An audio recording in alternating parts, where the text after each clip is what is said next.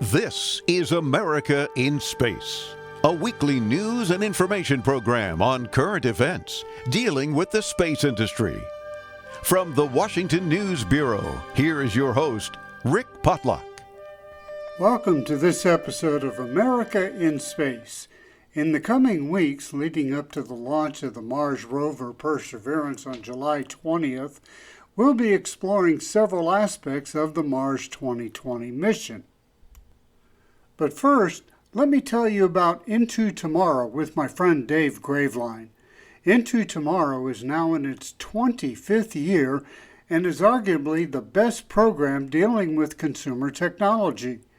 You can download the Into Tomorrow app on Google Play and the Apple App Store, listen on iHeartRadio, or on 200 AM and FM radio stations in the United States and Canada.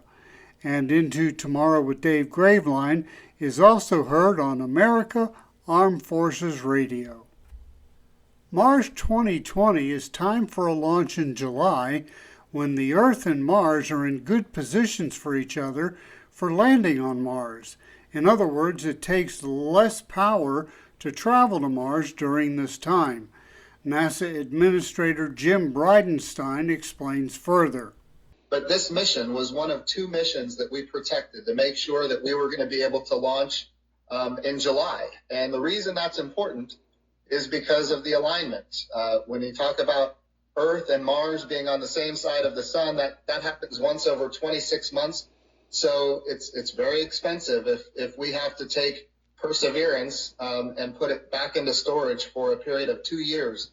It could cost $500 million. And so this is an important mission for a whole host of reasons, but what I really hope is that people watch this mission and that they are inspired, that we know that we can strive and achieve even in the midst of very challenging times. And so I think that's important. Alex Mather, a seventh grader in Northern Virginia, actually named this little robot. I should say big robot. We're talking about something the size of an SUV. But he named it Perseverance, and I think right now more than ever, that name is so important, and I just want to thank Alex for giving us that name, because we are persevering, and we are achieving, even in the midst of these very challenging times. And I also want to say that, we're talking about Mars today. We have a big agenda. We have been given a directive to go to Mars with humans. And in order to achieve that, we're doing two things. Number one, we're building an architecture at the moon where humans are going to be able to sustain for long periods of time. And we're doing that under our program called Artemis. The other thing that we're doing is we're moving forward rapidly with these very important Mars robotic precursor missions so that one day when we send humans to Mars, we're going to know where to go to get the absolute best science and data that we can get. And it's not lost on me that 51 years ago on July 20th, this is important, 51 years ago on July 20th, Neil Armstrong and Buzz Aldrin were walking on the moon for the first time in history. And during that time, they did the first ever lunar return mission. And here we are with Mars Perseverance, 51 years later, getting ready to do the first ever Mars return mission.